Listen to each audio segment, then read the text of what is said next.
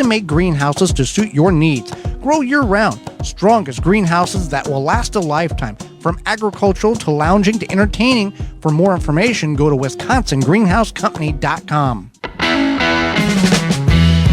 Welcome back to the Gardening with Joy and Holly radio show. Thank you for choosing us to be part of your day just for a little bit. Houseplants and terrariums. Holly, we're going to talk about that in this segment. You built a terrarium. We've got that on our parent website, thewisconsinvegetablegardener.com. On the upper right corner, you just search terrarium in the hourglass, little magnifying glass box up there. And it turned out quite well, and it's about growing out of its container. Yeah, I got to trim it. I mean, when did I grow that? When I started like March or something? February. February. Yeah. Yeah. It was fun. I highly recommend making a terrarium. We're going to talk about that. Well, first of all, I guess we should talk about what is a terrarium for those who have heard the term but not really familiar with the unit itself. It's like an enclosed, teeny tiny enclosed greenhouse, kind of like, and you can make them, and they don't necessarily have to be enclosed. You can.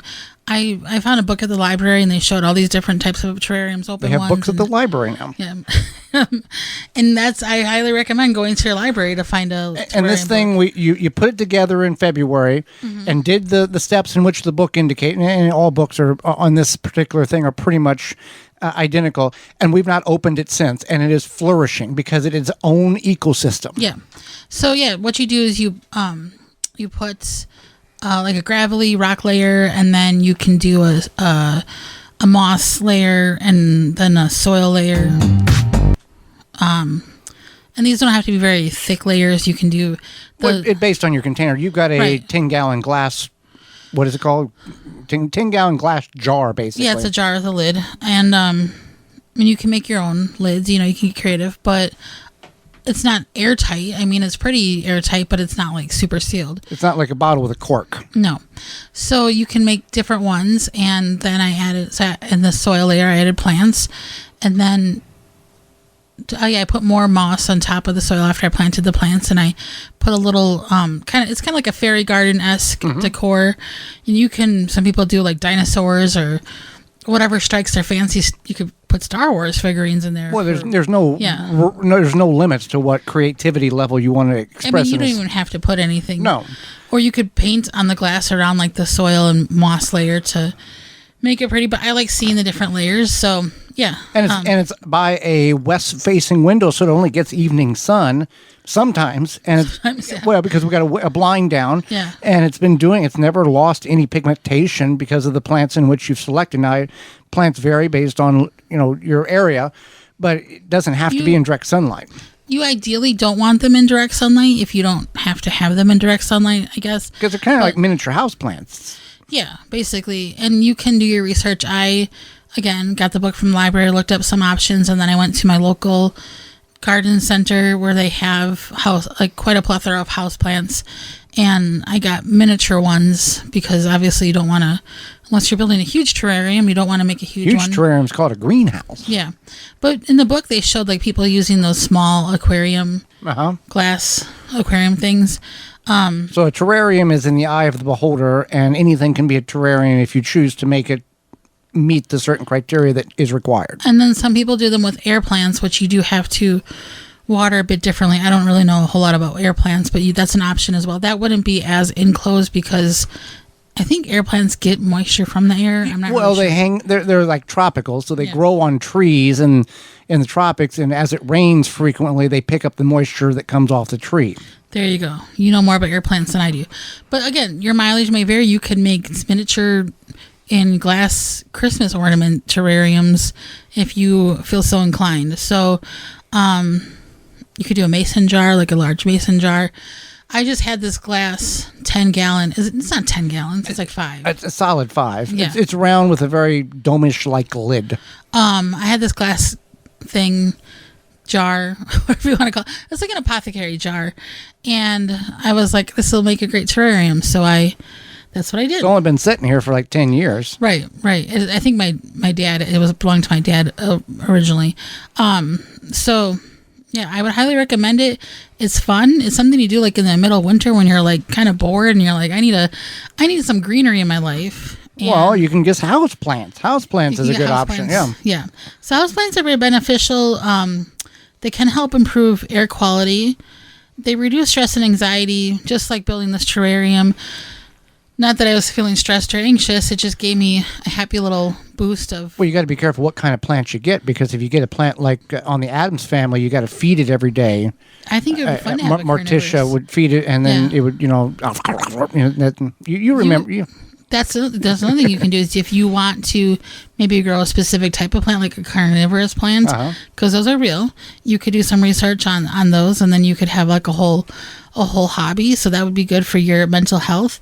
A lot of times they do increase humidity. Cleopatra was the plant's name. Okay. Yes. You don't remember this? I do remember now. Yeah. Now that you she'd have to feed it with a spoon, and it would, And Anyway, they do kind of help. Things you didn't know you would learn when turning into a garden talk radio Let's show. talk about the Addams family. Yeah. I like the old Addams family. Only ran for 2 seasons. Yeah, it's sad. Houseplants. So yeah, they help with natural air filters, and then just like maintaining the plants is good for your mental health, and maybe just like if you have a houseplant that flowers every once in a while, that's good too. Oh, my blah blah blah is flowering. So here's some good plants that have some benefits. So peace lily, I'm sure you've all seen those. It does help. It's a great air purifier. Can remove toxins like ammonia, benzene, and formaldehyde. And then the spider plants, again, good at removing toxins. Especially if you've ever seen a spider plant, they have a lot of leaves. Yeah, I guess you call them leaves. Yeah. Yeah. And then English ivy. This is one that you see in offices a lot because it kind of just grows and grows and grows. Like I remember when I worked in the office, somebody had English ivy, and they're always having to kind of cut it back because it would encroach on other people's cubicles. So get your plant out of here. I don't think it bothered everybody, but if you want something that's going to grow out, what's it called when they grow out? Vine. There we go. Could not think of that word. It's kind of fun. So if you want a viney plant, it's good. I would say if you have any pets, you might want to see what their reaction are to plants before you go all in, and see if the pet bothers the plant. Our cat doesn't bother any plants. No, but some plants meet their domain, their demise because of the animals. Right. And they can be very toxic and kill the animal too. Right. I remember our one like cat. Geraniums are not good for cats, but we've got geraniums, and our cat could care less that they were here. Yeah. Except for like sometimes he bothers the aloe, but that's okay. Yeah. So then there's Boston ferns. These are good at increasing humidity. So if you have like an air conditioned space where it could be dry, that will help increase the humidity in the air. And then aloe vera. Everybody knows about aloe vera, right? It's a gel to soothe burns, dry skin, cuts, whatever. And it's kind of I think it's a cool looking plant. And that's the other thing is you can get different planters that maybe are interesting, or you could go paint your own planter. Uh-huh. You could go get a terracotta. Have a planter with a plant coming out of a head. Yeah. It looks like a human head. You got that. Yeah. Like terracotta, you could go, get a terracotta plant. But you got to remember to water these things. Yes. That's the problem. And you don't want to overwater them. No. They're sensitive to being watered too much or not enough. There's a fine line. It's like taking care of a kid. And it's, they do grow, so you might have to repot them at some point. So you have to keep that in mind as well, that it's not just always not just a one and done thing. Right. And then you have to be careful not to overwater them. And I know maybe I'm not selling you on plants, but you could just have one day where you water the plants. Yes. You can get those self-watering situations. So you want to know more about Cleopatra or about Morticia's? Yes. It was a carnivorous African strangler that she grew from a seed. She'd feed it raw hamburger. They also had headless roses at the house, hemlocks, poison ivy, and henbarns, Henbane. Henbean? Henbeans, yeah. I've heard of hemlock. Yeah, but yep, Cleopatra, they'd feed it raw hamburger. I don't think that's real. Oh, come on. African what? It's an African strangler. Okay. Keep talking. More houseplants. More houseplants. You've got a houseplant above the refrigerator that continues to grow. No, we're not even that good at watering it. It's a Monstera. I don't know if I'm saying that right. It's a Monstera. I bought it in 2020 because I was like, we need a plant, right? Right. We need more plants. Well, you chose that we needed a plant. Yeah, well, we have plants, but I was like, we need another plant.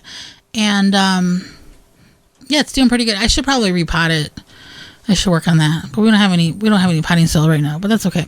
So, yeah, and then I also was given an air plant by somebody. I can't remember who, but it did not do well. So that's why I'm like, I don't know about air plants.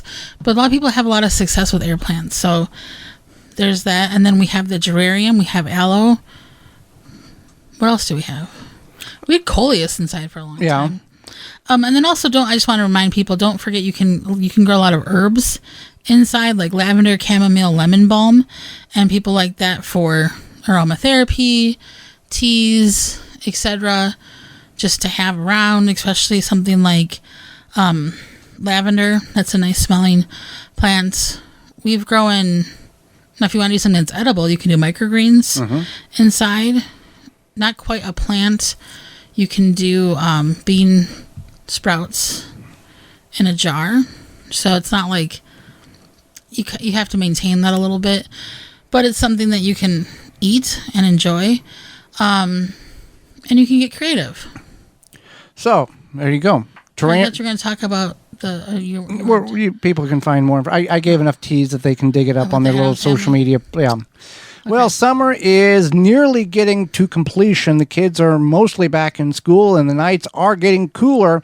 And let's be honest, you have probably forgotten about your yard, haven't you?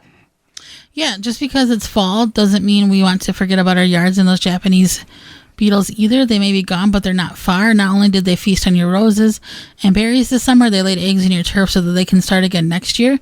Take a stand with Phylum's Grub Gone. Grub Gone is a non-chemical BT granule that specifically targets scarab pests and their larvae. Simply apply the granule with a spreader, irrigate into the soil, and let the naturally occurring bacteria do its job. Not only is Grub Gone easy to use, but it is the only non-chemical choice that effectively controls grubs. And the best part about it, it is non-toxic to bees and other pollinators and beneficial insects. In fact, Grub Gone has no label restrictions to use around flowering plants. So those mums and fall flowers, you don't have to worry about the bees taking back toxicity to their hive and damaging them. You can find all that out at grubgone.com from parent company phyllumbioproducts.com, grubgone.com.